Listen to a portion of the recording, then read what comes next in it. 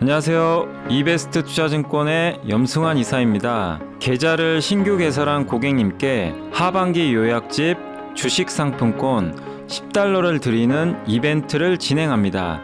영상 하단 더 보기란을 통해 많은 참여 바랍니다. 네, 안녕하세요. 염승환 이사입니다. 2022년 오늘 9월 22일 시장 함께 읽기 시작하겠습니다.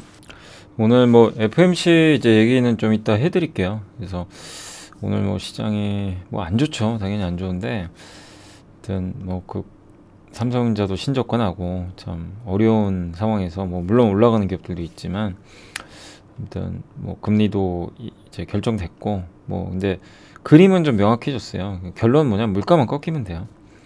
그러니까 굉장히 그냥 이제 명쾌해졌다 보시는 게 좋을 거예요. 복잡한 여러 가지들이 있지만. 연준의 생각은 물가 꺾이면 금리 인상 안 한다예요. 결론은. 예. 근데 지금 아직도 너무 높잖아요. 8%. 그 꺾이는 걸 명확하게 보겠다는 겁니다. 그래서 10월 13일 날 미국의 소비자 물가 요게 또 한번 고비가 되겠죠. 또 그때 긴장하겠죠. 그러니까 그때까지는 계속 지수는 등락 거듭하지 않을까. 이렇게 일단 보시면 좋을 것 같고요. 자, 오늘 일단 시장 보고서는 스튜디오 드래곤 좀 있고요. 네.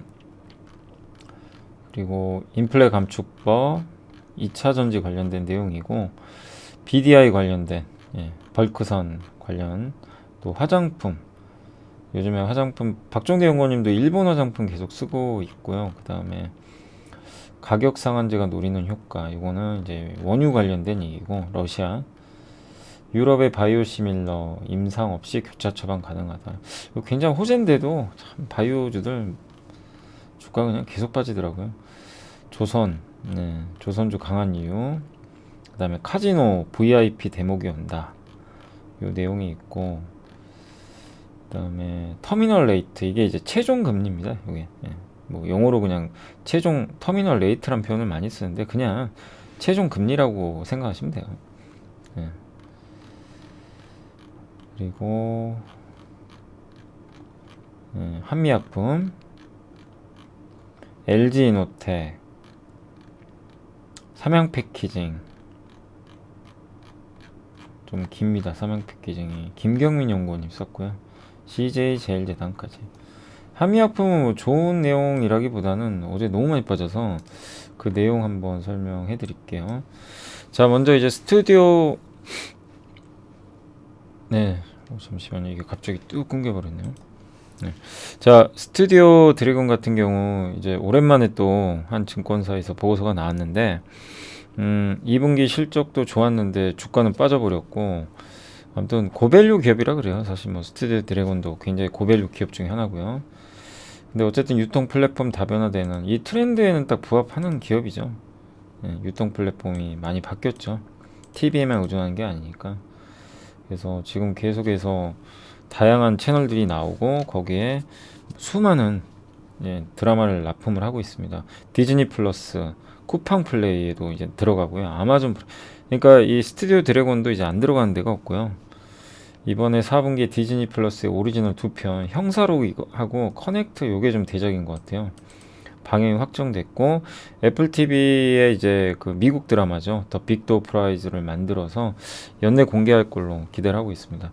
그리고 글로벌 이제 OTT 기업들하고 재계약도 남았는데, 일단 가장 큰 이슈가 올해 말경에 넷플릭스랑 아마 할 것 같은데 어떻게 재계약을 할지 그게 좀 기대가 되고, 또 스튜디오 드래곤 작품이 워낙 또 지금 잘 나가죠. 또 이번에 작은 아씨들인가요? 그 드라마도 반응이 되게 좋더라고요. 그리고 최근에 길피처스라는 회사를 지분을 100% 인수했고, SBS의 스토브리그, 저도 예전에 재밌게 봤는데 원더우먼 이런 드라마를 만들었던 제작사입니다. 그리고 올해 초에 소년 심판도 만들었던 회사인데 이 회사를 그냥 인수해버린 거예요. 그래서 스튜디오 드래곤은 화인담 픽처스, 문화창고, KPG, GT스트, 길피처스 요런 이제 자회사를 100% 그냥 갖고 있는 그런 이제 회사가 좀 됐고, 그리고 계속 단가 올라가고 물량도 늘어나니까, 다만 이제 주가 좀 비쌌죠. 고밸류 상태였는데 최근에 또 주가 많이 빠져가지고 고밸류 부담은 조금 많이 완화된 것 같습니다. 요게 이제 지배 구조고요. CJ ENM이 스튜디오 드래곤을 지배하는데 넷플릭스랑 네이버가 예전에 지분 투자를 좀 했었어요. 그리고 밑에 이런 드라마 제작사를 보유하고 있다. 예. 그래서 드라마 한류 드라마 뭐 열풍의 최대 수혜 기업이고 쿠팡 플레이에서 이번에 이제 이걸 다 이제 오리지널로 만든 거예요. 이 채널에서만 볼 수 있는 거죠. 이런 드라마가 이제 곧 또 그 개봉을 한다고 합니다. 그리고 인플레 감축법 이제 두 가지 질문을 통해서 좀 알아본 건데 삼성의 장정훈 연구원님이 쓰신 자료고요. 밸류체인 내 어떤 섹터가 수혜주냐 이건 명확해요. 폐배터리입니다. 이번에 올라간 거 보시면 예, 그래서 광물 확보가 제일 필요하잖아요. 중국 외에서 광물 확보해라. 근데 주가가 사실 또 너무 먼저 갔어요. 내년부터 본격적으로 시행인데 주가 빠르죠. 예. 그래서 아무튼 폐배터리 기업들의 주가가 과도하게 오른 건 사실입니다. 예. 그래서 어쨌든 최대 수혜주였죠. 예. 그래서 이 리사이클링 업체가 66% 올랐고 음극재도 33% 정도 올랐어요. 특히 포스코 케미칼 얘기하는 거죠. 근데 양극재는 별로 못 올랐어요. 양극재는 법안의 상원 통과 이전에 이미 좀 선반영을 해가지고 좀 주가 좀 부진했다 이렇게 보시면 되겠고 전액은 수혜주가 되게 어렵다. 그러니까 전액 기업들이 좀 부진했거든요. 동아기업, 엔캠, 첨보 되게 부진하죠. 그러니까 첨보도 상당히 매력적인 기업 중에 하나죠. 2차 전지에서. 근데 되게 약했어요. 네. 그러니까 엔캠과 동아기업은 미국 증설 기대로 오히려 최근에 올랐었는데 FP 요런 이제 그 전해질 명인데 저런 첨가제예요. 첨가제를 넣으면요 뭐 수명이 증가하고 이 주행거리 올라가고 그걸 잘 만드는 기업이 첨보죠. 근데 주가가 되게 약합니다. 예, 근데 인플레 감축 법안에서 배터리 부품에 대한 정의를 그 보면은 아래와 같이 전해질이 분명히 그러니까 이게 그 전해질이 분명히 명시가 돼 있대요. 예. 미국 내 생산이 가능하게 되면 해당 제품이 그 크레딧 대상 이제 보조금 받는 거죠. 그 대상 가치 산정에 포함되는데 예, 시장에서는 조금 예, 약간 그 이게 포함이 안 된다고 보는 건지 모르겠는데 첨보가 좀 부진했죠. 그래서 이건 미국에서 어쨌든 만드는 게 중요하겠죠. 생산 위치도. 첨보의 경우는 완성차 업체들하고 또 같이 조인트 벤처 할 수도 있는 거거든요. 예. 근데 그런 것들이 아직 가시가 안 되다 보니까 조금 소외를 받았던 것 같습니다. 그러니까 요거죠. 수혜 대상이 되려면 북미 현지 제조가 돼야 되는데 이게 위험 물질이니까 이게 과연 될까? 이제 이런 좀 부분들이 있었던 것 같아요. 근데 중국이 장악하고 있어요. 이 시장도. 근데 여기서 미국 안으로 끌어들이겠다는 의중이고 미국 입장에선 예. 그래서 미국 내에서 만약에 증설이 이루어진다면 첨보 주가에도 긍정적인데 아직까지 이제 그런 것들이 구체적이지 않다 보니까 조금 부진했다. 그러니까 결국엔 뭐 여러 가지 이슈들은 있겠지만 전액 중에서 첨보가 조금 그 미국 쪽에서 약간 이제 생산 기지나 이런 면에서는 조금 약하다 보니까 주가 움직임이 약했는데 그런 증설 요청이나 조인트 벤처 그러니까 미국에서 만드는 거죠 한마디로 그게 좀 더 명확해지면 긍정적일 수 있지 않을까 그렇게 보시면 될 것 같아요. 네, 그리고 이 전해질은 거의 대부분이 중국입니다. 그러니까 이 저 중국을 대체해야 되거든요. 그럼 미국에 공장 지어야 돼요. 그래서 한국 업체들의 약진도 더 나오지 않을까 이렇게 예상은 하는데 뭐 계속 지켜봐야 되겠습니다. 예, 아무튼 리사이클 업체들이 노란색이고요. 리사이클이 뭐 압도적으로 강했습니다. 노란색. 그 다음에 음극재, 전해액 중간 정도. 분리막 양극재는 되게 좀 소외받은 그런 모습인 것 같습니다. 근데 확실한 건 뭐냐면 저 IRA 법안을 통해서 우리가 알 수 있는 건 어쨌든 이제 미국 시장은 저 법에 의해서 움직이고 결국엔 2차 전지 미국에서 만들어야 돼요. 북미, 캐나다, 미국, 멕시코에서 만들으란 얘기입니다. 그런 것만 좀 인정해주겠다 이건데 사실 이제 미국과 한국은 FTA 체결국이잖아요. 그런 면에서는 좀 미국이 우리나라에서 생산되는 것까지 좀 같이 해주면 좋은데 그런 게 좀 안 돼 있다 보니까 좀 아쉽긴 합니다. 예. 근데 이거는 좀 정부에서 외교력을 좀 발휘해서 FTA 우리 체결국이니까 좀 주장을 해야 되지 않을까 하는 생각이 좀 들긴 합니다. 자, 그리고 건화물선 시장. 건화물선은 BDI 지수에 연동이 되는데 뭐냐면 벌크선 운임 지수라고 있어요. BDI 지수에. 그러니까 벌크선이라는 게 건화물선. 말 그대로 이 그 로우 메터리얼즈라고 하는데 이게 뭐냐 원료 있죠, 그냥 목재, 그냥 날 것 그대로 석탄 이런 걸 실어 나르는 배를 우리가 그러니까 가공되지 않은 그 원재료 있잖아요. 예. 그런 것들이 실어 나르는 그러니까 원자재를 가공되지 않은 그냥 그 뭐 예를 들면 철광석 같은 거 그런 배를 이제 실어 나르는 배를 건화물선 벌크선이라고 하고요. 이게 운임지수가 거의 폭락을 했다가 최근에 급반등하고 있어요. 1000 밑으로 갔다가 1729 이렇게 됐고, 중국 상해 도시봉쇄 해제 이후에도 철강 수요, 그러니까 철광석이 되게 중요하거든요. 철광석하고 석탄이. 근데 이게 워낙 좀 중국이 안 좋다 보니까 철광석, 석탄 수입도 회복이 안 돼가지고 BDI가 폭락을 했어요. 그러다 최근에 다시 중국이 재고 비축을 하고 있고 태풍까지 일어가지고 이제 항만이 적체되면서 운임이 올라간 것 같고요. 또 연말로 갈수록 중국의 부양책이 좀 효력을 발휘하면 중국 철강 수요 개선되고 철광석 재고도 이제 비축하려는 게 더 늘어날 수 있는 거죠. 중국의 철광석 재고가 되게 낮대요. 그러니까 아마 철광석 수입은 확대하지 않을까 이렇게 보고 있고, 또 난방을 위해서 석탄 수입도 확대할 것 같고요. 그동안은 자체 생산을 했는데 아마 호주산 석탄 수입도 재개되지 않을까 이렇게 보고 있는 것 같습니다. 그래서 아마 4분기에 저 BDI 지수는 완만하게 이렇게 상승할 것 같고요. 그렇지만 저는 개인적으로 내년 이 건화물선 예전에도 한번 말씀드렸지만 그 긍정적으로 보는 이유가 공급이 없어요. 예. 건화물선 운항 선박 대비 발주 잔량이 7.2%밖에 안 돼요. 예. 선봉량은 이제 그 배가 운송할 수 있는 그 화물 양을 뜻하는 건데 이 그 증가율이 3.6에서 2.8, 내년 0.5%밖에 안 됩니다. 그러니까 거의 증가를 안 해요. 배가 늘질 않는 거죠. 예. 그럼 어떻게 돼요? 공급이 주니까 가격 오르겠죠. 그래서 공급 부담이 좀 제한적이라서 긍정적이지 않을까 이렇게 보고 있습니다. 예. 다만 이제 여름까지 3분기까지는 좀 안 좋았었고, 예. 중국 상해시의 셧다운 뭐 이런 것들이 겹쳐서 4분기부터 완만한 반등, 또 내년도에는 공급 부족으로 더 좋은 그림이 그려지지 않을까 이렇게 보고 있습니다. 예, 그런 내용이고, 요게 선봉량 증가율인데 너무 낮죠. 밑에 있죠. 발주 잔량 비중은 점점 떨어져요. 그러니까 운항하는 선박수가 이렇게 운항하는 선대는 많은데 발주를 안 한 거예요. 그러니까 배를 만들어 달라고 조선소에 맡겨야 되는데 그게 없어요 지금. 예, 그러니까 신규 공급은 줄겠죠 점점. 그리고 하나증권의 박정대 연구원이 화장품 우리 이제 공부 많이 해서 이제 알아요. 그죠? 이제 아마 다들 많이 아실 거고, 일본의 드럭스토어 비중 크고, 일본은 대부분 이제 고령화 돼 있다 보니까 온라인보다는 직접 가서 사는 문화가 좀 활성화돼 있고, 택배 수령할 때 또 직접 사인 본인이 직접 해야 돼요. 예, 규정도 좀 불편하고, 우리나라는 그냥 문 앞에 놓고 가도 되잖아요. 예.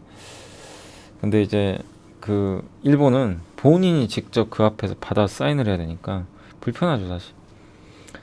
그리고 메스티지는 이제 일반 대중적인 제품을 뜻하는 거고, 이 화장품 매출의 한 50%가 드럭스토어에서 발생합니다. 드럭스토어는 우리나라로 따지면 올리브영 같은 데고요. 예, 일본 소매 판매는 여전히 그 성장률을 이 드럭스토어가 더 많이 성장한대요. 일본 전체 소매 판매보다. 그리고 총판을 거치는데 바게닝 파워가 대단하대요. 근데 최근 일본의 로컬 총판사들이 일본 지역에 있는 총판사가 한국 브랜드를 적극적으로 전개하고 있대요. 왜? 빠른 생산 속도, 빠른 뛰어난 제품력, 한류 영향, 이 세 가지가 가미돼서 한국 거를 많이 넣어주고 있다는 거죠. 저런 드럭스토어에. 그래서 일본의 아직 온라인 침투율은 낮기 때문에 더 성장할 여지도 있고, 드럭스토어도 지금 뭐 계속 좋은 쪽으로 가고 있고요. 일본 내에서는 근데 로맨, 아이패밀리 SC, 클리오가 온라인 매출 비중이 꽤 높은 편이래요. 근데 MZ 사이에서는 화장품 구입할 때 주로 SNS, 유튜브 많이 보잖아요. 그러니까 일본 MZ 세대는 온라인 많이 이용하는 거죠.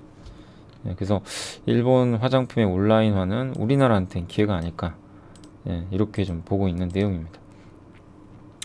그래서 그 SKU라고 하는데 이게 뭐냐면 용어 중에 하나인데요. 스톡 키핑 유닛이라고 재고품이 그 선반에 진열되어 있는데 그 단위들입니다. SKU가 몇 종이냐? 예. 그러니까 얼마나 많은 종류가 선반에 비치돼 있냐. 그걸 나타내는 건데 이 SKU가 많으면 많을수록 굉장히 다품종 소량이죠. 여러 개 종류인데 소량. 이런 것들을 진열할 때 강점이 있는데 그러니까 한 제품을 대량으로 진열하는 게 아니라 이 여러 제품들을 소량으로 하는 거죠. 그런 트렌드가 요즘에 이제 드럭스토어 트렌드거든요. 그래서 한국 브랜드 회사들 색조 그런 식으로 만들고 있잖아요. 다양한 브랜드, 다양한 제품 세분화돼 있죠. 제형, 카테고리, 성분에 따라서도. 그래서 그런 것들을 드럭스토어 가서 이제 소비자가 보고 다양하게 고를 수 있는 거죠. 그래서 클리오, 에이블 CNC, 아이패밀리 SC 등 일본 매출 비중이 높은 업체들의 성장이 기대된다. 이런 내용이니까 참고해 주시면 좋을 것 같습니다. 예. 근데 우리가 이제 워낙 공부 많이 해가지고 이제 다 귀에 들어오시죠. 워낙 그동안 많이 해가지고. 그 다음에 하나투자증권은 박영훈 연구원이 가격 상한제, 러시아 원유 가격 상한제인데 91년도 말에 저도 이거 보고 좀 이런 내용이 있었다는 건 좀 처음 알았어요. 소련 연방 붕괴의 원인이 재정위기가 핵심이었다. 그러니까 붕괴 8년 전에 오일 쇼크가 있어가지고 소련이 돈을 엄청 벌었대요. 당시에 유가 올라가면서. 그때 소련의 원유 및 천연가스 생산량이 전 세계에서 차지하는 비중이요 20% 30%가 넘어서 압도적이었다고 합니다. 이런 나라가 재정위기를 겪을까 이렇게 생각도 했겠지만 결국 재정위기가 온 거죠. 근데 왜 그랬냐면 그 중동에서 공격을 한 거예요. 중동 지역에서 증산을 해버린 거예요. 그동안 그러니까 중동에 그 막 그때 오일 쇼크 발생했었잖아요. 그래서 막 유가 오르고 그때 두바이유 기준으로 27달러, 35달러에서 한 85년까지 왔다 갔다 했대요. 유가가. 근데 86년부터 유가가 3분의 1통 난 거예요. 반토막. 요렇게. 그 레벨이 떨어지니까 이 러시아가 이제 위기에 빠진 거고 그 원인은 뭐냐면 오펙 있죠. 중동이 원유 생산량을 줄여버렸어요. 예. 그러니까 생산 그 증가율을 낮춰버린 거죠. 그러니까 오펙이 감산하던 그 오펙, 그러니까 감산까지 해서 막 하던 그 오펙이, 그러니까 증산한 거죠. 예, 맞아요. 그러니까 오펙이 옛날에는 그 오일 쇼크 때는 막 생산도 안 하고 가격 뭐 올리려고 했겠죠. 그랬는데 86년부터 갑자기 원유 생산을 이제 늘려버린 거예요. 86년 오펙에 16.7, 89년에는 8.7%까지. 그러니까 이제 유가가 급락한 거죠. 근데 그때 정제 처리량과 원유 소비 증가율이 크게 늘지도 않았어요. 그러니까 원유 수요가 부족한데 증산을 엄청 해버린 거죠. 그러니까 이제 러시아가 GDP가요 1인당 9,300달러였는데 90년에는 오히려 뒷걸음질 쳐가지고 러시아 국민들이 그만큼 이제 못 살게 된 거죠. 예. 그리고 그러다 보니까 원유 생산도 줄일 수밖에 없었고, 그래서 러시아는 86년부터 시장경제체제 받아들였고 91년 말에 해체했죠. 그때 아마 고르바초프로 제가 이름이 기억납니다. 그리고 옐친이었나? 예, 옐친 대통령이 아마 이어받았던 걸로 기억하는데 그때 이제 붕괴됐죠. 예. 뭐냐면 이제 왜 이런 이제 내용을 여기다 적었냐면 이제 결국 지금의 흐름도 중동이 좀 키를 좀 쥐고 있는 것 같고요. 중동이 만약에 미국 편을 들고 대규모 증산 들어가잖아요. 만약에 그럼 유가 급락하면요. 러시아는 이제 뭐 거의 끝난다고 봐야 돼요. 예. 그래서 러시아 원유 가격 상한제도 그런 걸 좀 감안한 것 같고, 그러니까 러시아가 지금 굉장히 궁지에 몰리고 있어요. 사실 어떻게 보면 푸틴의 자업자득이죠. 전쟁을 왜 해가지고요, 진짜. 정말 이렇게 힘들게 만들고 올해 시장 이렇게까지 나쁠 건 아니었거든요. 근데 러시아 전쟁 때문에 모든 게 다 그냥 다 망해버렸어요, 사실. 그래서 푸틴이 이런 전쟁을 일으켰고 그래서 국제유가 오르면서 뭐 러시아가 수혜도 받았지만 지금 상황이 이제 녹록치 않고 만약에 중동에서 감산이 아니라 증산에 들어간다면 아직은 뭐 그런 게 결정된 건 아닙니다. 근데 저희 당사에서도 지금 사우디가 러시아랑 경쟁하거든요. 사우디 입장에서는 아시아 고객 다 뺏기게 생겼어요. 인도랑 중국이 러시아 걸 쓰니까. 예, 이제 그런 게 좀 예, 그래서 이번에 원유 판매 단가도 낮춰버렸죠. 그래서 정치적인 뭐 이슈들이 있는데 아무튼 예, 이런 내용도 알아두시면 좋을 것 같습니다. 아무튼 중동 결국 중동이 또 증산하려면 미국과 이 협의를 또 해야 되거든요. 그래서 미국이 키를 좀 쥐고 있지 않나 하는 생각은 듭니다. 전쟁이 빨리 끝나야죠, 결론은. 예. 유럽 바이오시밀러 임상 없이 교차 처방 성명서 발표. 현대차증권의 엄민영 연구원님이시고 EMA로부터 그러니까 유럽 의약품청에서 유럽에서 승인된 모든 바이오시밀러가 임상 시험 없이 교차 처방 가능하다. 그러니까 이건 그냥 설명해드리면 그 유럽에서 이미 승인된 바이오시밀러 있죠. 바이오시밀러는 뭐죠? 오리지널 그러니까 신약 있죠. 특허로 보장된 신약이 시간이 지나면 특허가 풀려져. 그럼 그 복제약은 누군가 만들겠죠. 근데 바이오 의약품은 복제가 불가능합니다. 그래서 바이오 시밀러 비슷하다. 시밀러. 그러니까 비슷한 약이죠. 효능이 거의 똑같은. 그래서 그거를 만들어서 승인 받고 이제 판매를 하는데 가격이 한 30% 정도 싸요. 오리지널보다. 근데 유럽에서 수많은 그 바이오 시밀러들이 이제 승인 받고 판매가 되고 있는데 그 제품들이 교차 처방은 뭐냐면요. 오리지널 약하고 분명히 바이오 시밀러 좀 다르잖아요.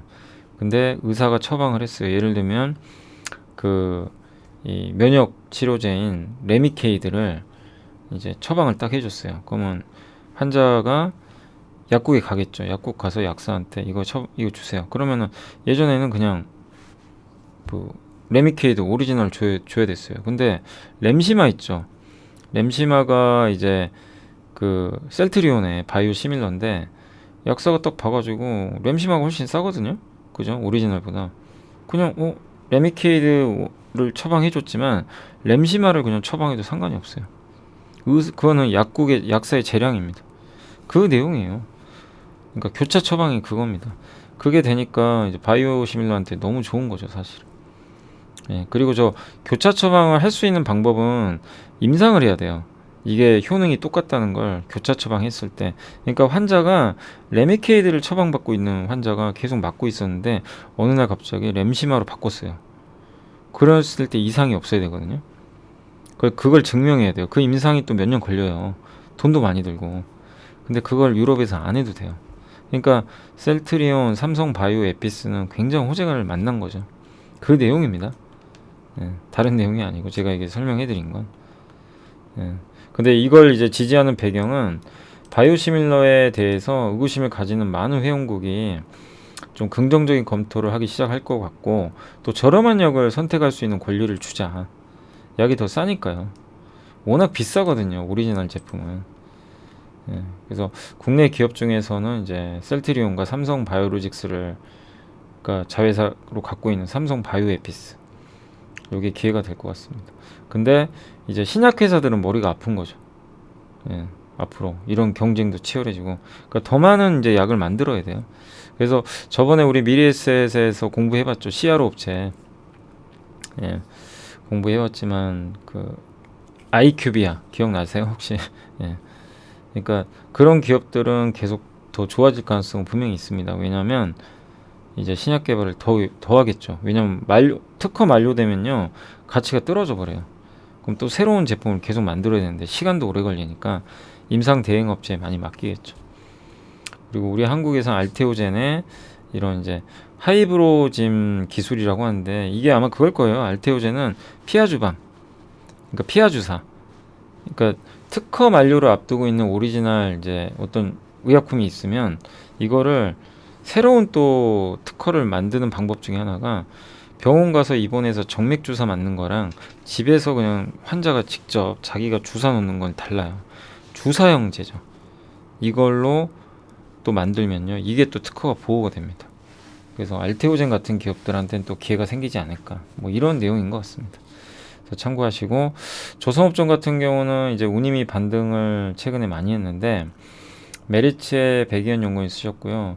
VLCC 스팟 운임이 급등을 했다고 합니다. 예. 근데 이게 뭐냐면 VLCC는 베리라지 크루드 오일 캐리어, 그러니까 초대형 원유 운반선입니다. 원유를 운반하는데 엄청 배가 커요. 근데 이 운임이 지금 엄청 올라가고 있고요. 저점 대비 253%. 그리고 VLCC 중에서 20년 이상 된 노후선 있죠. 노후선대 비중이 아직은 높아요. 예. 선봉량은 아까 말씀드렸죠. 배에서 실을 수 있는 화물량. 예. 그러니까 전체 그 이런 이제 운송 저 원유 운반선 중에서 노후선 비중이 11%나 돼요. 적은 게 아닙니다. 예. 근데 폐선은 안 해요. 0.5%밖에. 배는 바꿔야 되거든요. 옛날 배 그대로 쓰고 있다는 얘기죠. 예. 그 배들이 10개 중에 1개 정도는 그런 배들이 있고 이거 교체해야 되거든요. 내년부터 또 환경 규제 EEXI라는 이제 환경 규제가 들어가게 됩니다. 그러니까 이산화탄소 배출 줄여야 돼요. 안 줄여? 그러면 이제 그거죠. 배 운항 속도를 늦춰야 됩니다. 페널티가 들어가요. 그래서 아마 이게 대규모 폐선이 나오지 않을까. 10%만 폐선해도 엄청난 거죠. 그러면 저거 다 바꿔야 돼요. 예. 근데 VLCC는 중국이 강자예요. 오히려 한국보다. 중국이 수출 많이 합니다.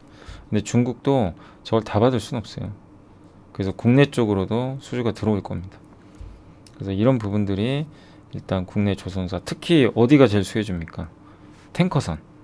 MR 탱커선이라고 하는데 우리 공부했어요 예전에. MR 탱커선 기억나세요? 중간 정도 되는 사이즈의 원유 운반선 괜찮을 것 같다. 그 보고서도 한번 봤었죠. 그게 바로 현대 미포조선입니다. 예, 이제 그런 내용이니까 참고하시고 보시면 좋겠습니다. 그러니까 이제 선봉량 대비해서 이게 노후선대예요. 여기 막대기가 노후선대고 예, 전체 이제 운송량 중에서 노후선대. 그러니까 노후선박 이게 올라간다는 건 노후선이 그만큼 많다는 얘기입니다. 많다는 얘기고 여기는 막대기가 작죠. 이거는 폐선. 배를 이제 한마디로 폐차시키는 거랑 똑같아요. 폐차를 안 시켜요. 바꿔야 되는데. 그러니까 바꿀 게 많다는 얘기죠. 그리고 원유 수출량은 이렇게 뭐 크게 늘진 않고 있고요. 예. 다만 이제 러시아의 비중을 다른 데서 메꿔야 되니까 점점 다른 쪽에서 수요가 늘지 않을까 이렇게 보고 있는 것 같습니다. 그리고 유조선, 신조선까지 이렇게 올랐습니다. 엄청 올랐죠. 최근 유조선 수주는 여기 중국 회사들이 다 대부분. 한국에선 대한조선이라고 이제 상장 기업은 아니죠. 여기서 최근에 수주를 받았습니다. 그래서 조선 업종은 뭐 LNG도 좋지만 LNG 모멘텀은 어느 정도 기반형 됐거든요. 그래서 이제부터는 좀 저런 VLCC, 탱커 이런 쪽에 대한 부분도 관심을 기울일 필요는 있지 않나 이렇게 보고요. 카지노 VIP 대목이 온다. 뭐냐면 이제 카지노 회사들 좀 주목하자는 얘기인데 중국, 미국, 한국으로 나눴고요. 키움에서 쓴 보고서입니다. 그래서 마카오 카지노 산업은 예상 대비 완화된 수정안이 통과되면서 정책 불확실성이 해소가 일부 됐다고 합니다.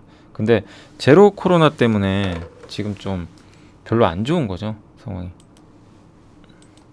그래서 이제 마카오 같은 경우는 중국 사람들이 많이 갔었죠. 근데 이제 VIP 막 규제하면서 좀 안 좋아졌는데 아무튼 최근에 동남아시아 카지노도 그렇고 좀 이게 동남아나 이런 아시아 쪽은 좀 회복이 되고 있다고 합니다.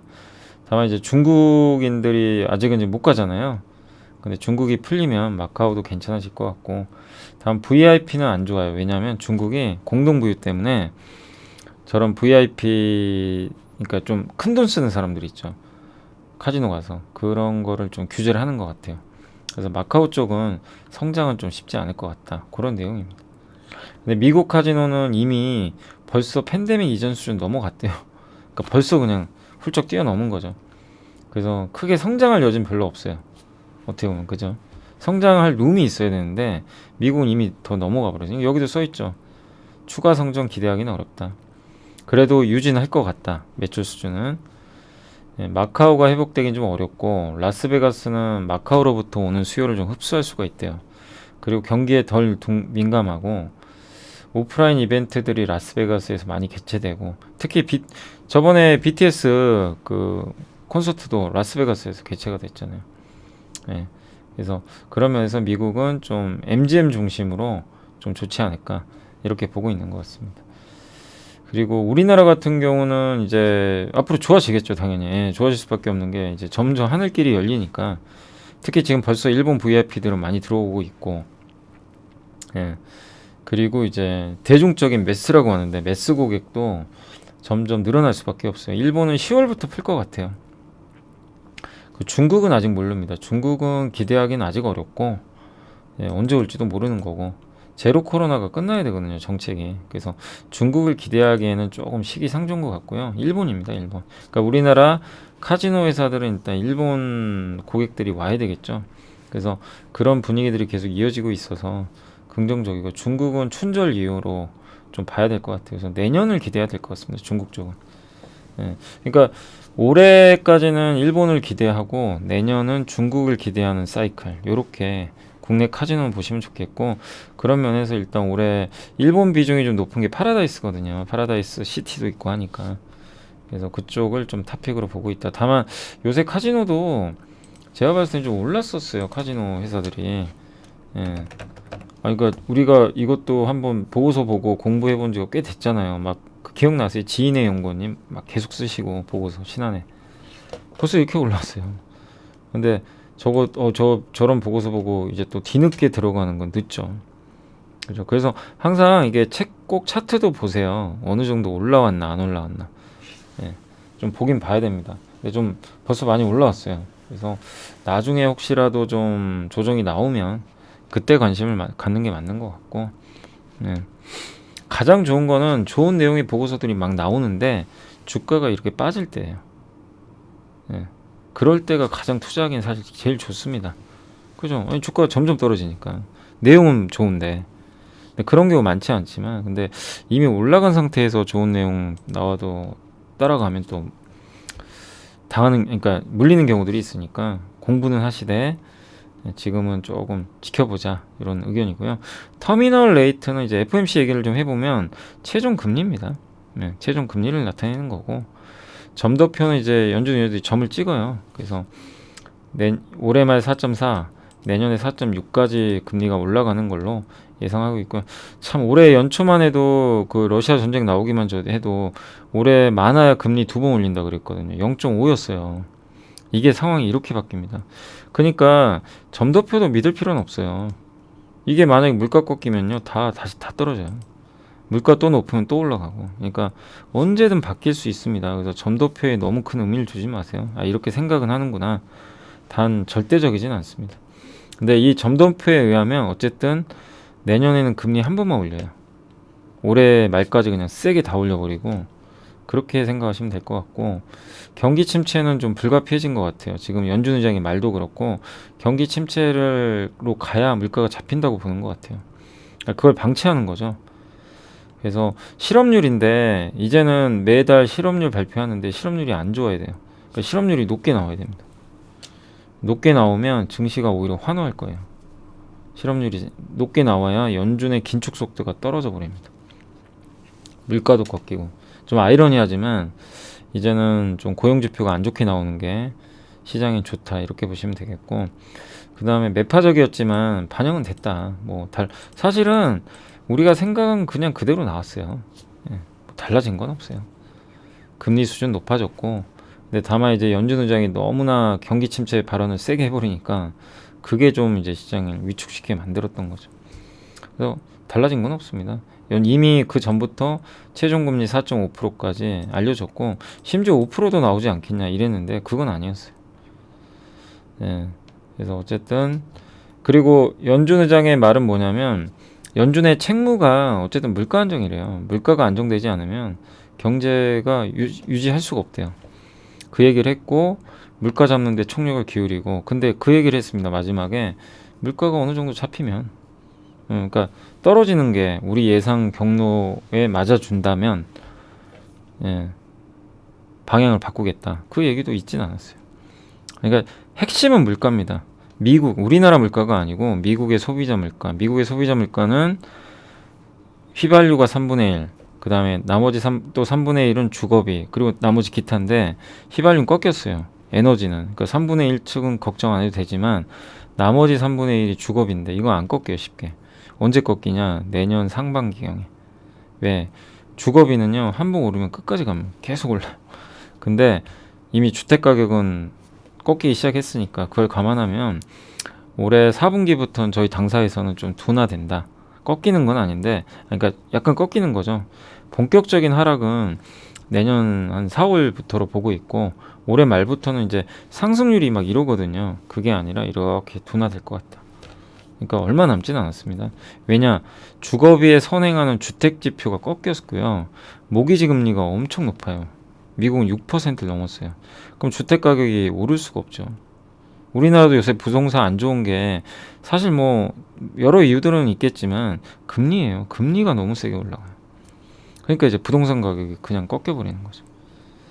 그래서 이런 부분들은 결국 이제 미국 같은 경우 물가에는 좀 긍정적으로 작용할 수 있다. 나중에.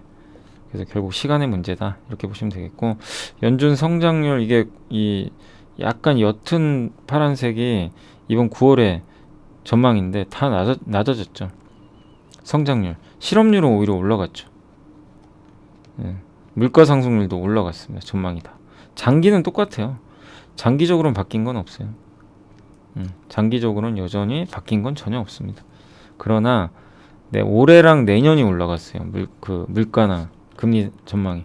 그래서 이게 점도표인데 이게 2022년 요게 9월이잖아요. 요게. 그러니까 작년 12월에 점도표입니다. 이게. 작년 12월에 여기 보이세요? 기껏해야 1%도 안 됐어요. 요게 작년 말에 올해를 봤을 때. 근데 이게 요렇게 올라간 겁니다. 그러니 증시가 이렇게 붕괴돼 버린 거죠. 그러니까 올해 연초에 연준은 요걸 봤는데 금리가 이렇게 돼 버린 거예요. 그 내년 이제 금리는 요 정도였는데 이렇게 올라간 거고 내후년은 여기였는데 요렇게 된 거죠. 근데 장기적으로는 수렴하는 거죠. 결국에. 그러니까 안타까운 게 이게 천천히 갔으면 증시 계속 좋았겠죠. 전쟁 나고 중국 셧다운 당하고 별의별 일 다 발생해가지고 튀어버렸고 결론은 내려야 되니 요거를 낮춰야 되니 그 물가를 낮춰야 되니까 금리가 너무 세게 빠르게 올라간 거죠. 그래서 증시의 모든 스텝이 다 꼬였다. 이렇게 보시면 되겠고 연준의 장기 기준금리 전망이고요. 요게 장기 기준금리입니다. 이렇게. 예. 결국 2% 수렴하는데 지금 단기금리, 기준금리 이렇게 벗어났기 때문에 언젠간 내려옵니다. 그래서 일단 반영은 됐다라고 생각해 주시면 좋을 것 같습니다. 그 내용입니다. 그리고 지금 파웰의 미국의 물가 상승률이 이제 엄청 오르죠. 그 파웰도 지금 골치 아프죠. 물가 너무 오르니까 역대급으로. 이걸 잡기 위해서 이제 금리 올리는 거죠. 한미약품은 항암제 자문위원회 여기가 그 종양학 전문가 15인으로 구성된 독립 항암제 자문위원회라고 하는데 시판 허가되기 전에 이런 이제 평가들을 한대요. 근데 FDA에 공고를 하는데 구속력은 없습니다. 근데 여기서 어디죠? 예, 포지오티닙이라고 한미약품이 같이 이제 했던 이제 신약에 대해서 안정성과 효능에 좀 부정적인 의견을 담았대요. 그래서 이제 어제 한번 설명드렸죠. 폭락을 했고 유용성이 좀 크지 않은 거. 그러니까 허가를 받아도 이게 출시가 됐을 때 그렇게 큰 유용성은 없을 것 같다. 이런 내용입니다. 근데 이제 요거에 어떻게 보면 경쟁 제품이죠. 아스트라제네카 다이이치 상교의 에노투란 제품이 있는데 이게 지난 8월에 승인 받았거든요. 예. 근데 어쨌든 이제 이런 거랑 비교해 봤을 때 좀 크게 뭐 유용성이 크진 않은 것 같다. 이런 이제 내용이에요. 기존 제품보다 월등히 좋아야 되거든요. 근데 그게 아닌 것 같다. 이런 이제 의견인 것 같습니다. 그리고 부작용 우려가 있다. 환자의 85%가. 그러니까 요런 것들이 이제 부정적으로 작용한 거죠. 근데 이 키움에서는 한미약품 목표 주가에 포지오틴이 가치는 반영을 안 했대요. 그래서 주가 크게 낮아질 이유는 아닌데 심리적으로는 당연히 안 좋죠. 네. 아무튼 최근에 어쨌든 새로운 기술들이 좀 개발되면서 뭐 지형 변화도 일어나고 있고. 예. 아무튼 그래서 지금 이 한미약품도 많이 아니라 좀 신약 개발하는 회사들이 참 힘들어요. 신약 승인 받기도 좀 어려운 데다가 예. 또 기존 치료제 대비해서 데이터로 우월한 걸 입증을 해야 돼요. 그러니까 기존 치료제 A라는 게 있는데 이거보다 우월하지 않으면 굳이 나올 이유가 없는 거잖아요. 그죠? 기존 게 있으니까 이거보다 더 좋은 걸 승인 받아야 되거든요. 근데 그게 너무 어렵고 아까 말씀드린 대로 또 바이오시밀러 기업까지도 확산이 되니까 여러 면에서 좀 이런 신약 개발하는 업체들한테 되게 좀 어려운 환경은 이어질 수밖에 없는 것 같습니다. 예. 그래도 뭐 우리가 잘 되길 좀 계속 격려하고 좋은 또 치료제 나오고 예, 승인도 받고 이래야 되겠죠. 예, 그래야 되는데 환경 자체가 참 만만치 않다는 건 염두에 두시면 좋겠습니다. 그리고 LG노텍은 KB증권에서 오늘 보고서 나왔고 목표주가 오늘도 좋았고요. 이렇게 올랐어도 주가가 안 비싸요. 예, 퍼 6.4배고 아이폰 프로 때문에 요즘 좋아요. 아이폰 프로의 대부분의 물량을 납품을 하는데 단가도 비싸고 아이폰 프로 모델이 지금 없어서 못 판다고 하니까요. 예, 요거 뭐 주가 상승률 얘기가 좀 있는데 평균적으로 이렇게 아이폰 공개 후에 11월, 12월에 두 달 동안 주가 상승률이 좋았대요. 꼭 그 전에 좋았으니까 이번에도 좋다 그런 건 아니죠. 아닌데 이제 과거 통계적으로 봤을 때 11월, 12월이 LG노텍 주가가 좋았다고 합니다. 근데 이제 현재 주가는 올해 연초 대비해서는 좀 하락한 편인데 절대적 저평가 고려했을 때는 좀 연말로 갈수록은 좋지 않을까 그런 내용인 것 같고 아이폰 14 프로 판매 비중이 많이 늘어났어요. 전작 대비 18%포인트. 네. 그래서 LG노텍은 일반 모델보다는 프로 모델이 더 비중이 높기 때문에 실적 개선이 좀 될 것 같다. 이런 내용이고 거의 독점적으로 공급하고 있고요. 멕시코 공장에 또 자율주행 카메라 이런 신규 증설을 추진할 걸로 예상합니다. 한 건 아니고요. 예상입니다, 예상. 그렇게 되면 또 모멘텀을 받겠죠. 수주 잔고도 풍부하고, 그러니까 아이폰도 있고 자율주행 카메라까지 같이 하는 그 라인업을 갖추고 있는 카메라 쪽에서는 뭐 절대 강자죠. 그 모멘텀을 계속 받을 수 있는 그런 기업이 아닌가라는 평가인데 그럼에도 불구하고 퍼가 낮으니까 좀 저평가돼 있다라고 봐주시면 좋을 것 같습니다. 그 삼양 패키징은 우리 예전에 공부 많이 했던 건데 김경민 연구원님이 원래 반도체 담당하시는 분인데 아니 이제 중소형주도 막 하시나 봐요. 다른 것들도 그죠? 좀 놀랐습니다. 반도체 하시는데 삼양 패키징은 화학회사거든요. 완전 업종이 다르죠. 근데 제가 읽어보니까 확실히 김경민 연구원님이 정말 보고서를요 읽기 쉽게 잘 쓰세요. 예, 이게 좀 약간 구어체도 쓰시고 그래서 참 이 개인 투자분들이 읽기에는 좋고 이게 어디 있냐면 한국 IR 협의회 아시죠? 거기에 있습니다. 한국 IR 협의회 홈페이지에 김경민 연구원님 원문이 있으니까 읽어보시면 되겠고 무료니까요. 삼양사로부터 분할됐고 아셉시스 글로벌 요게 효성 패키징이라고 하는데 페트병 생산하는 업체예요. 여러분들 페트병에서 음료 사와 마시잖아요. 네, 그래서 페트병은 유리병을 대체하고 투명도가 높고 단열성이 되게 좋고요. 열 가소성이 좋죠. 그러니까 1차로 성형을 하고 나서도 2차로 열을 가해도 원하는 대로 모양을 바꿀 수 있는 거죠. 그런 플라스틱이고 아셉틱이라는 게 있어요. 요게 삼양 패키징의 이제 메인이죠. 요거는 뭐냐면 그 옥수수 수염차 있죠. 그게 아세틱 병으로 페트병으로 만든 겁니다. 예. 무균 충전이에요. 무균. 그 안에 세균이 안 들어가는 겁니다. 굉장히 깨끗한 거죠. 그리고 그걸 라벨에 또 표기를 해준다고 합니다. 그러니까 여러분들이 만약에 뭐 자댕, 아워티, 오렌지, 자몽, 블랙티라는 음료 제품을 편의점에서 구입을 하잖아요. 겉면에 제조원, 삼양 패키징, 광해용 공장 이런 거를 확인할 수가 있대요. 그러면 삼양 패키징 공장이 있다는 건 아셉틱이에요. 무균 충전. 근데 이게 혼합차, 밀크커피, 두유, 쌀음료, 미용까지 뭐 미용음료까지 다 들어갑니다. 그죠? 그리고 올해 1분기에 SK 지오센트릭이라고 옛날에 SK 에너지에서 한 10년 전에 물적 분할한 회사인데 요 회사한테 지분을 줬어요. 삼자배정 유장차 대상으로 줬고 왜냐하면 폐플라스틱 재활용 사업을 하기 위해서 이거는 모멘텀이 된다고 봅니다. 기억나세요? 어제 우리 아셈스란 기업 거기 나이키에서 뭐가 있었어요. 나이키가 이번에 만든 옷 중에 그 폐플라스틱을 재활용한 옷이 있잖아요. 니트인데 폐플라스틱을 재활용한 겁니다. 그러니까 이제 매일 빨지 않아도 오랫동안 구김도 안 가고 하는 건데 저게 폐플라스틱으로 만든 거거든요. 재활용. 근데 이게 삼양 패키징이 또 화학 회사다 보니까 폐플라스틱 재활용 사업으로 뛰어들어서 시너지를 창출하려는 것 같아요. 그리고 저 어차피 그러니까 페트병이라는 건 플라스틱이거든요. 그러니까 또 친환경적으로 갈 수도 있는 거잖아요. 이러면은 긍정적인 것 같아요. 그리고 그 최준철 대표님이 계시는 VIP 자산운용 거기가 지분 5% 갖고 있는데 최근에 삼자 배정 유증을 해가지고 5% 미만으로 좀 떨어졌나 봅니다. 그 삼양 패키징도 VIP 자산운용에서 좀 투자를 해놨고요.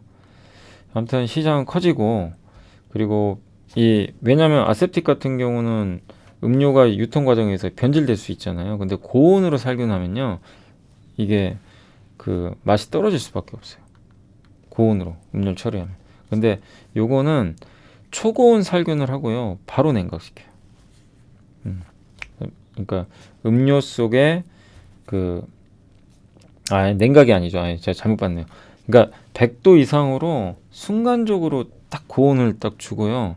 그리고 멸균을 하는 거라고 합니다. 그러니까 장시간 살균을 하는 게 아니라 그 잠깐 동안 해가지고 충전을 해버리는 거예요. 네, 그래서 그리고 나서 균이 못 들어가게. 그러니까 영양 파괴나 변형을 최소화하는 거죠. 사실 이런 거랑 비슷해요. 이 핫스태핑 공법이라 그래가지고 이렇게 그 자동차 부품을 이렇게 급속도로 어떻게 보면 이제 온도를 확 올린 다음에 그리고 냉각시켜 버리는 거죠. 네. 그럼 굉장히 단단해지거든요. 네, 그런 거랑 좀 비슷하다고 보시면 될 것 같아요. 아무튼 가격도 더 비싸고 영업이익률도 10% 이상 되는 사업이고요. 경쟁사는 동원 시스템즈인데 근데 동원 시스템즈가 훨씬 고밸류 받고 있어요. 왜냐하면 동원 시스템즈는 보통 이런 그 뭐 캔 이런 거 강자인데 동원 참치가 있잖아요. 그러니까 이제 밸류를 안정적인 그쪽이 있다 보니까 공급처가 좀 밸류를 높게 받고 있습니다. 아무튼 두 회사가 경쟁인데 삼양 패키징이 1등입니다. 지금. 여기서 제일 중요한 게 Q 물량인데 뭐 계속 늘어나겠죠. 이런 걸 원하는 음료 제품이 계속 늘어나니까. 그래서 앞으로 또 지금 6호기까지 라인 증설을 또 결정을 했고요. 24년부터는 본격적으로 그런 것들이 실적에도 반영이 된다고 합니다. 그리고 요즘에 혼합 음료 중에 뭐 방탄 카카오 뭐 이런 제품들이 많이 나오는데 대부분 또 무균 충전 들어간다 라고 보시면 좋겠습니다. 그리고 영업이익은 올해 좀 감소했는데 이게 원재료가 유가예요. 원유를 이용해서 이 팻을 만드는데 그거 만들 때 원유값이 너무 올라가면 유가가 원재료 비용이 많이 들어가요. 그래서 이익은 조금 감소했다고 합니다. 근데 최근에 떨어지죠. 그래서 이 부분은 긍정적이고요. 그래서 유가 방향성이 원재료에는 굉장히 중요하다라고 생각하시면 좋겠습니다. 국제유가 아무튼 100달러 넘었다가 지금 80달러까지 떨어져서 원재료 비용은 꺾였고 그래서 4분기 이익은 좀 괜찮지 않을까 보고 있고 PER은 9.8배 정도 되고요. 밸류에이션 상으로는 최애 거의 바닥까지는 떨어졌다. 이런 내용인데 동원 시스템즈는 PER이 19.1배나 돼요. 다양한 패키징 사업도 하고 참치캔을 만드니까 그게 좀 더 높은 밸류를 받는 것 같습니다. 그리고 비용을 분석해 봤는데 이 회사가 전기요금이 많이 들어가요. 그러니까 이게 좀 전력비가 좀 부담이 있다는 게 좀 단점이고 거기다가 원재료 비용이 좀 됩니다. PTA 요게 이제 유가에 연동되거든요. 다만 다행인 건 유가 떨어지니까 앞으로 좀 비용 부담은 줄 수 있다. 이렇게 보시면 되겠고 요게 아셉틱하고 핫필링 고온 두 가지 방식인데 135도로 이제 살균하고요. 요거는 98도. 용기를 멸균한 다음에 무균수로 세척하고 충전을 하고요. 요거는 살균하고 나서 장시간 한대요. 충전 온도는 상온에서 20도 확실히 낮고요.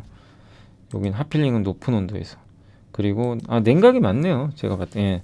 그리고 나서 즉시 냉각 하는 방식으로 간다고 합니다. 그래서 안정성이 높고 근데 비용이 많이 들어가요.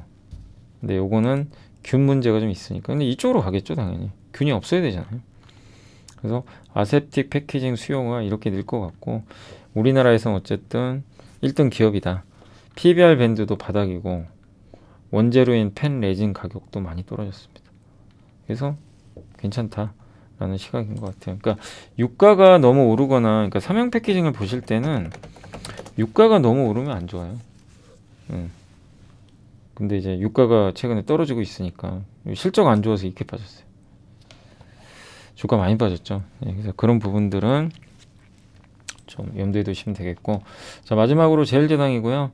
뭐 실적 괜찮을 것 같고 오늘도 뭐 괜찮았던 것 같고 3분기도 좋고 해외 가공식품 매출도 잘 되고 미국의 시안스라는 냉동 피자도 잘 되고 있고, 네, 마진도 내년에 좋아질 것 같고, 왜냐면 이제 곡물가 떨어지는데 음식료 판가 올려버렸잖아요.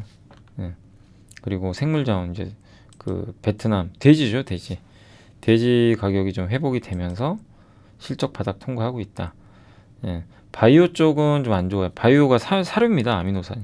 사료 쪽은 조금 감익을 하지만 중요한 건 식품이죠. 이 회사 이익의 많은 부분이 식품에서 나오니까 가공식품 가격을 올렸잖아요.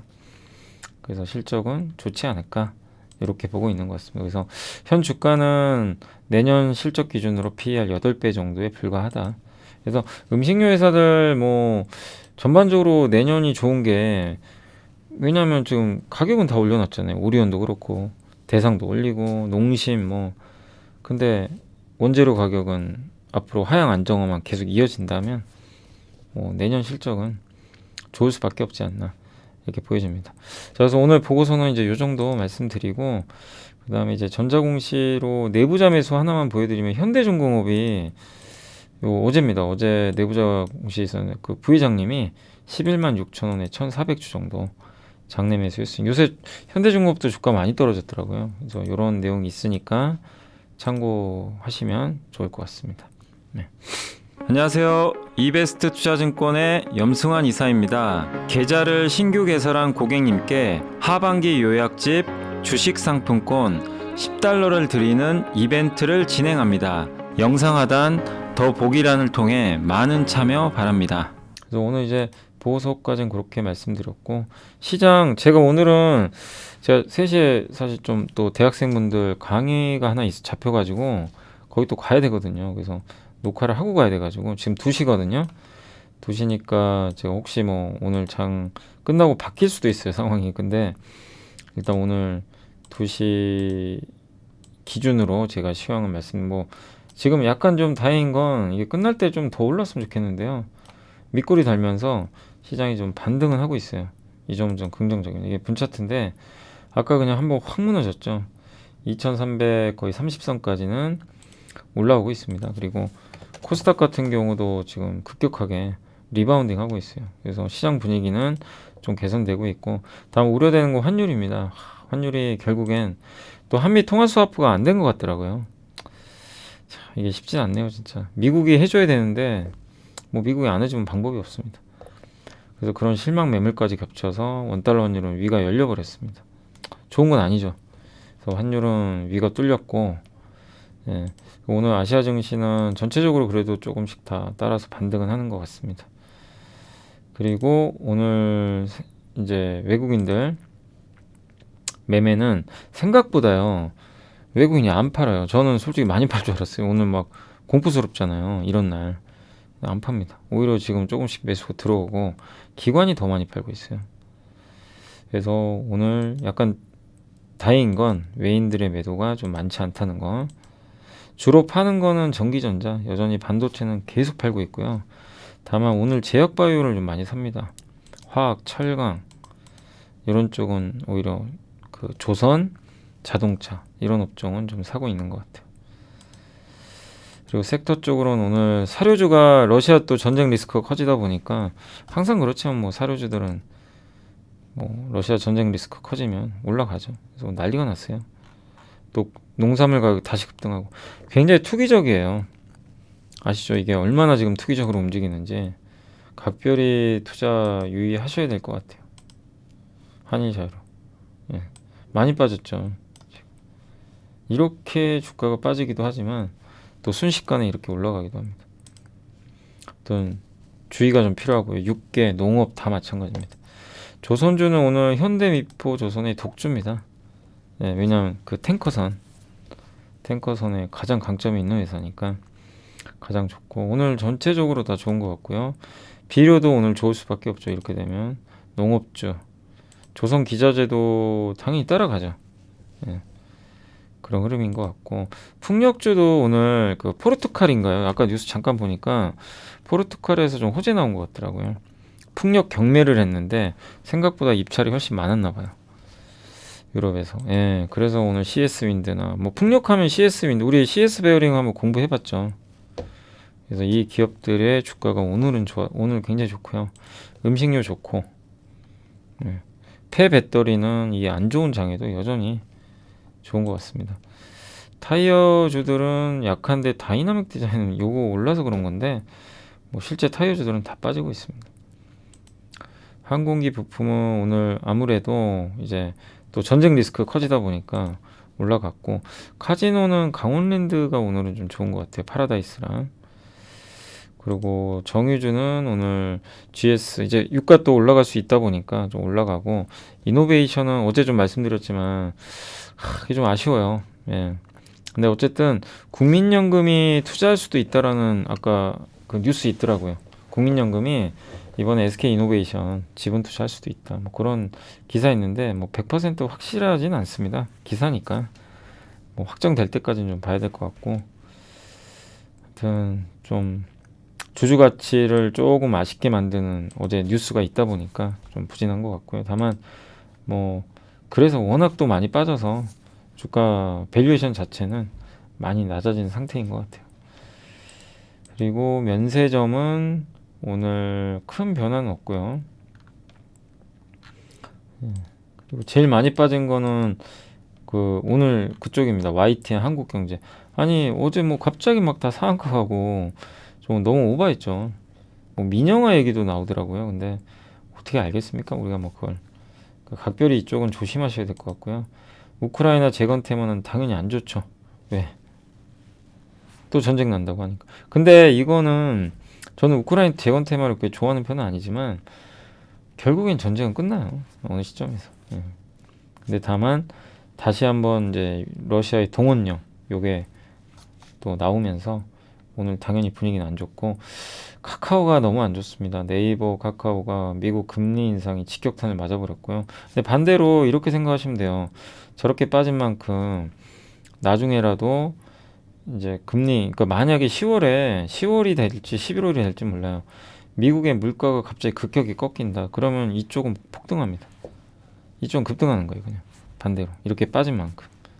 그러니까 그거는 염두에 두시면 되겠는데 10월 13일이에요. 그러니까 매달 나오는 물가에 따라서 네이버 카카오의 좀 주가 흐름은 결정이 될 것 같습니다. 그래서 지금 보유하신 분들은 너무 포기하지 마세요. 그리고 오늘 당연히 게임주도 안 좋아요. 뭐 당연히 저 네이버 카카오가 안 좋다 보니까 같이 빠지는 흐름으로 가고 있습니다. 가상화폐도 안 좋고 음원 음반주도 아무래도 좀 성장주다 보니까 조금 부정적입니다. 하이브가 5%나 빠져버렸고요. 건설주도 오늘 안 좋고 철강주도 그렇고, 바이오 다 안 좋고요. 증권주, 미용, 의료기기, 게임, 여행주도 안 좋았고 이쪽 반도체 역시나 안 좋습니다. 반도체 대표주도 삼성 하이닉스가 오르질 못하고 있어요. 저는. 여기 매도가 너무 많아요. 외국인 기관에. 그리고 의료기기, 뭐 보안주 할 것 없이 뭐 좋은 건 없습니다. 거의 없고요. 거의 다 대부분의 기업들이 주가가 좀 많이 빠지고 있다라고 보시면 좋겠습니다. 그래서 러시아 전쟁 수혜주들만 오늘 가는 장이에요. 보시면 카지노랑 그게 좀 시장이 안 좋아지면서 명확하게 보이는 그런 장인 것 같습니다. 그러니까 어렵죠. 우리가 생각하는 좀 지수 오를 때 갈 수 있는 기업들이 가지면 좋은데 그게 안 되고 있고요. 오늘 뭐 보면 CS윈드, 현대미포, 현대중공업, 코스모, 폐배터리, IRA, 또 태조 이방원이죠 오늘. 그죠? 영업무역이 49,000원까지 갔습니다. 많이 올라왔고 음식료, 삼양식품도 여전히 좋고요. OCI가 다시 반등했고 한솔케미칼은 정말 어이없이 빠졌죠 최근에. 일단 회복은 하고 있습니다. 한전도 기대감, 전기요금 하나솔루션 다시 올라갔고, 메가스터디 교육도 1.7% 올랐고요. 삼성 SDI도 와 어느새 63만원 근처까지 올라왔습니다. SOL, 포스코 케미칼, 이노션도 오늘 좀 올랐고요. 오스템 임플란트 반등했고, 다만 이제 오늘 많이 빠지는 기업들은 정말 수두룩해요. 보시면 CGV 급락했고, 녹십자, 동국제강이 좀 많이 올랐었는데 오늘 급락. 덕산네오록스는 어제 많이 올랐었는데 최근에 급락하고 있고요. 스튜디오 드래곤도 아까 보고서 보여드렸지만 사실 뭐 악재 나온 건 없거든요. 없어요. 근데 버리는 것 같아요, 그냥. 오히려 좋은 보고서가 있는데도 뭐 영향 못 받는 것 같고요. 삼성전기도 지금 계속 추정치 하향되고 중국 안 좋고 그러면서 참 어려운 상황입니다. 근데 끝까지 뭐 이겨내야 될 것 같고요. 대덕전자도 마찬가지고, 이게 다 패키징 기판도 그렇고 지금 다들 안 좋아요. LG전자, 뭐 IT, JYP도 오늘 좀 빠지고, 네이버, DLENC, NC소프트, 롯데관광개발, 아모레퍼시픽, 만도, SK하이닉스, 현대차. 현대차도 오늘 좀 제법 많이 빠지고 있습니다. 그리고 삼성전자, 네, 오늘 분위기 안 좋고. 그러니까 오늘 일부 업종들이 좀 올라가는 건 있는데 오늘 시장이 안 좋다 보니까 막 급락하는 기업들도 많이 속출하면서, 그 기업들은 제가 봤을 땐요, 업황이나 물론 그런 게 좋은 건 아닌데 손절매 같아요, 손절매. 예. 기관이나 외국인 쪽에서 일부 로스컷이 좀 나오는 게 아닌가. 예. 왜냐하면 이제 줄이는 거죠. 이쪽이 안 되다 보니까 줄이고 교체하는 그런 부분들도 좀 나왔던 것 같고, 대표적인 게 한솔 케미칼이었죠, 사실. 기억하시겠지만 저 그냥 무너져 버렸잖아요, 갑자기. 예. 그리고 올라오는데, 그래서 저런 수급적인 이슈로 빠졌을 때는 올라와요. 나중에 올라오지만 이런 기업들이 앞으로 많이 나올 거예요. 왜냐하면 시장이 좀 안 좋기 때문에. 그래서 그거는 좀 잘 견뎌주시고, 그러니까 회사에 뭐 문제만 없다면 저런 급락이 나왔을 때 너무 동요할 필요는 없다라고 말씀을 드리겠습니다. 자, 제가 이제 전달해 드릴 건 다 전달해 드렸고요. 오늘 글쎄요, 이제 1시간 정도 남았습니다. 장 끝날 때까지 잘 마무리 되기를 좀 바라겠고요. 아무튼 오늘 고생하셨고, 내일 이제 금요일인데 금요일은 조금 오르는 흐름, 또 종목들이 진정되는 흐름으로 마감되기를 한번 기대를 한번 해보도록 하겠습니다. 또 기운 내시고요. 네. 어제 제가 너무 혼자 막 떠들었나 봐요. 그래서 오늘은 여기서 좀 마무리하겠습니다. 그리고 죄송한데 제가 다음 주 원래 매주 한 번씩은 꼭 라이브 해야 되는데, 저희 회사 이제 이제 요청으로 제가 다음 주 수요일 날 그 오전에요. 사실 좀 강연회가 있어요, 하나. 그래서 다음 주 수요일은 라이브를 좀 못하니까 양해해 주시고, 그러니까 10월에 또 어차피 매주 하니까, 그리고 라이브는 아무튼 다음 주는 좀 못한다는 것만 좀 양해해 주시면 감사하겠습니다. 그리고 꼭 한번 제가 시간 맞춰가지고 저기 선진장님 한번 나중에 한다고 했거든요. 그래서 라이브 한번 꼭 초대를 하도록 하겠습니다. 피터케이님하고 시간 되시면. 예, 아무튼 힘든 장인데 여러분들 기운 내시고 좀 잘, 오늘 제가 아직 장이 안 끝났는데 잘 마무리 되기를 좀 바라면서 오늘은 여기서 마무리하겠습니다. 자, 오늘 고생하셨습니다. 내일 뵙겠습니다.